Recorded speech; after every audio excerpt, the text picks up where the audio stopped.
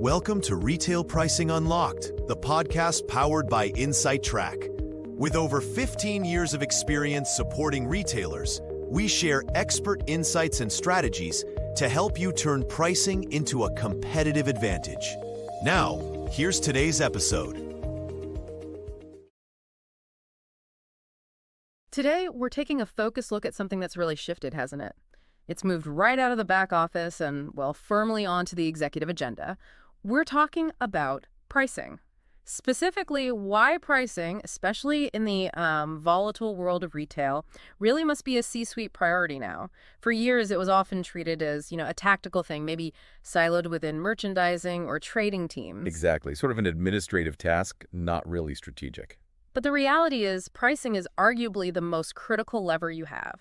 It dictates revenue, it protects your margin, Shapes the customer experience, and reinforces or, damages your entire brand positioning.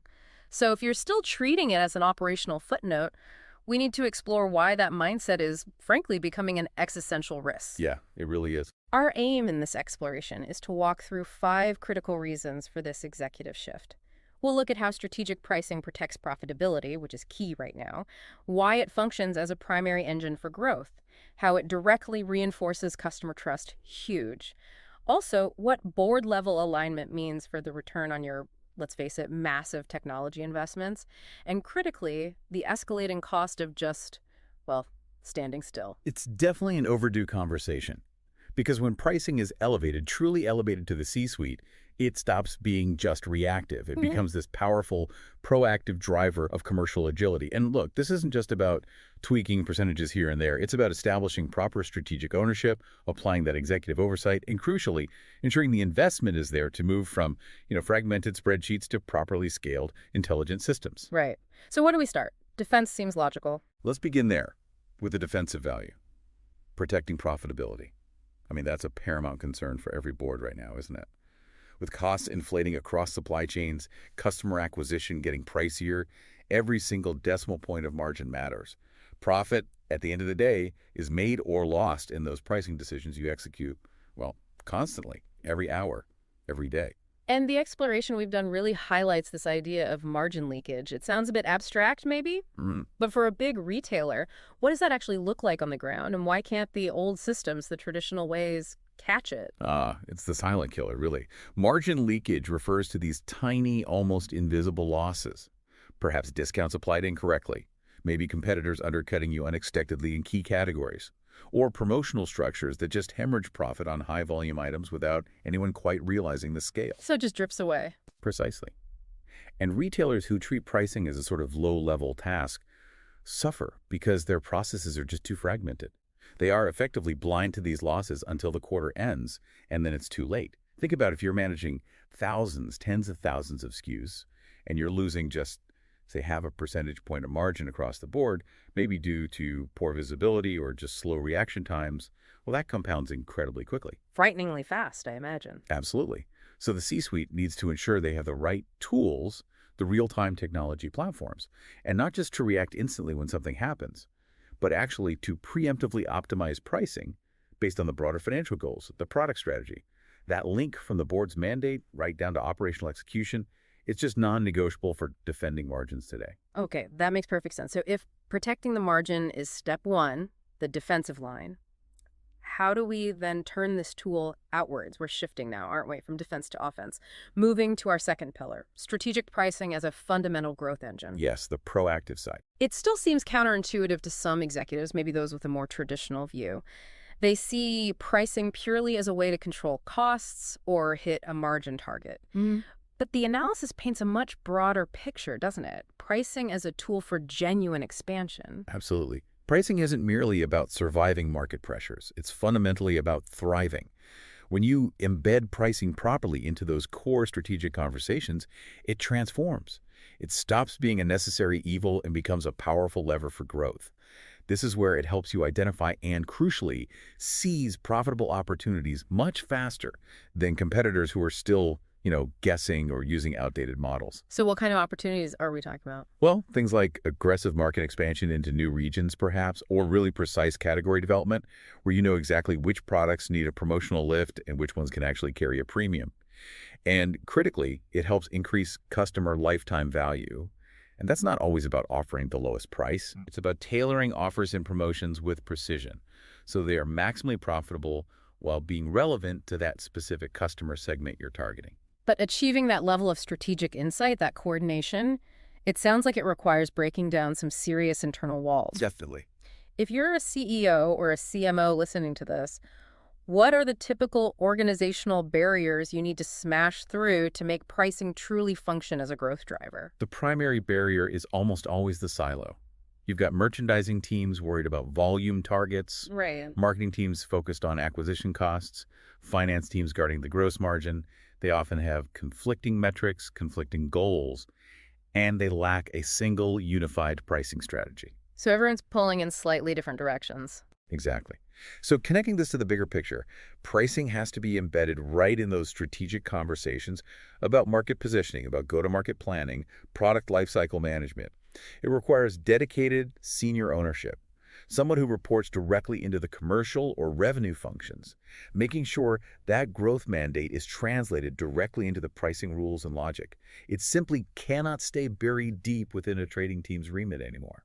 That leads us perfectly into the third pillar, which feels very current, very visible. Pricing as an extension of your brand, and importantly, customer trust. The complexity of modern retail, the transparency. Customers are just hyper-aware of pricing decisions now, aren't they? Oh, completely. The game has changed entirely because of digital transparency. Consumers can compare your price against 10 competitors in seconds on their phone, standing in your store. And they demand fairness. They expect consistency and relevance, often in real time. And the risks of getting it wrong are higher. Much higher.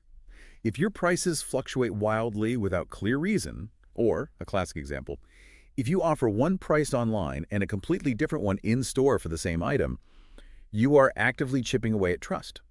It's that simple. You see it all the time. We've all seen examples where maybe misjudged promotional cycles or sudden unexplained price hikes, even if they're technically accidental system errors, create massive consumer confusion.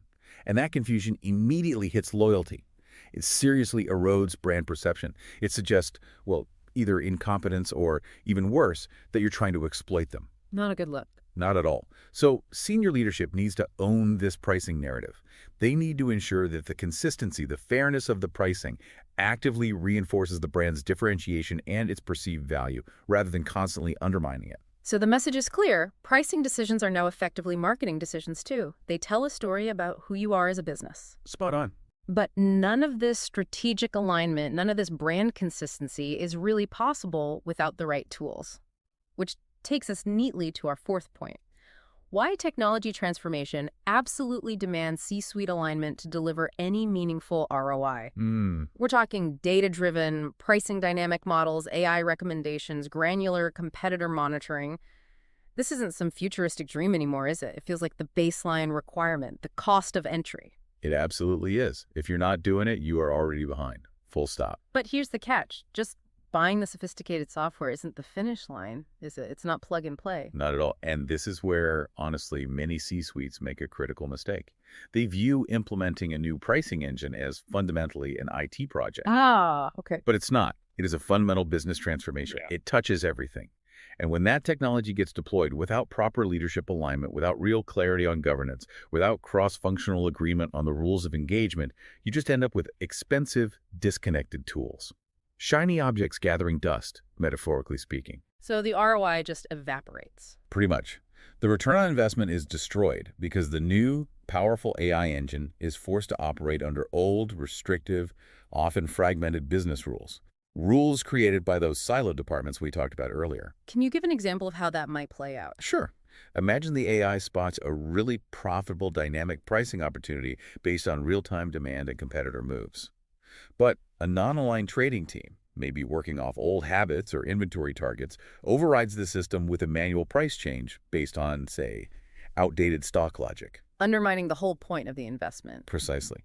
That C-suite sponsorship is vital to ensure speed, yes, but also to establish clear governance and integrate that visibility across the entire organization, making sure the system's logic, its rules, truly reflect the overarching executive strategy. not just one department's narrow goals. It sounds like without that top-level executive mandate, the investment is essentially hamstrung from the start, turning potential competitive advantage into just another operational headache. That's often what happens. This urgency brings us to our final and perhaps most vital pillar today. Understanding the rapidly widening cost of inaction, just doing nothing or doing too little. Yeah, the reality here is quite simple, quite stark, actually. Your competitors are not waiting for you to finish your lengthy pilot program or your committee meetings. They are already leveraging real-time pricing capabilities to win market share and optimize their margin performance, literally minute by minute in some cases. So the baseline keeps moving higher. Constantly. We are well past the point where being slow, where having outdated processes is just a manageable risk. Now it's pretty much a guaranteed loss over time. And what constitutes outdated methods today? You mentioned spreadsheets earlier. Well, it's starkly different from even 5 years ago. Think about it. Weekly price changes. In most categories now, that is absolutely not fast enough to compete with real-time fluctuations online. Right. Relying on human guesswork, even experienced guesswork, based on limited data sets. It's just not accurate enough anymore to properly manage margin complexities. And manually checking vast product inventories and competitor websites across thousands of items. That is fundamentally not scalable in a modern retail environment. It's impossible. I like the analogy someone used. It's like trying to win a Formula One race using a manual calculator. It just doesn't work. Exactly. So those businesses still relying on these slow, outdated methods. They're not just treading water, they're actively falling behind, and that competitive gap is widening fast. They risk major disruption. So elevating pricing to the boardroom isn't just strategic optimization, it's actually essential protection for the entire business, stopping you from being blindsided. Yes, and it gives executives that crucial visibility into risk, and perhaps more importantly, control over what is ultimately their single most powerful commercial lever. Okay, so let's try and synthesize this. Let's unpack what we've discussed. Our exploration today really confirms that pricing isn't just a function anymore. It's a strategic capability. It sits right at the heart of margin management, market expansion, building brand trust, customer acquisition. It seems almost too important to delegate away entirely, doesn't it? Precisely. It's become too central. And for leaders listening, this exploration leads to some clear, actionable guidance, I think. You really need to rethink the ownership structure for pricing, reassess your tools, and definitely challenge your existing processes immediately. Where do you start? The sources we looked at strongly advocate for starting by appointing a dedicated senior pricing leader. Critically, someone who reports directly into the commercial or revenue functions, not buried under IT or merchandising. Giving it that strategic visibility. Exactly. And this leader needs the authority to enforce robust cross-functional collaboration, really linking up pricing, marketing, data science, finance, breaking down those silos, and crucially, ensuring that your pricing technology is fully integrated, designed for scalability from day one, and subject to governance rules that are established and overseen at the C-suite level. It's fundamentally about replacing fragmented, often conflicting decision-making with shared goals and unified execution. Right. Here's where it gets really interesting for me then. If the C-suite owns the overall strategy, what's the boundary? They can't be setting every price. No, absolutely not. So what is the single most important strategic directive they need to issue? Where do they focus their attention? That's the key question. The goal is definitely not for the executive team to get bogged down micromanaging individual prices on thousands of SKUs. That would be chaos, utterly counterproductive. Their role, their critical role, is to set the fundamental strategic framework. That means defining the priorities. Is it market share gain, margin protection, brand perception, defining the risk tolerance, and setting the non-negotiable governance structure. That framework then empowers the operational teams equipped with the right tools and data to execute with clarity and speed, knowing they're aligned with the top-level objectives. So the final thought really is this. If pricing is not currently a regular strategic item on your leadership agenda, you are effectively operating without your most powerful commercial shield and spear. It is absolutely time to make it one.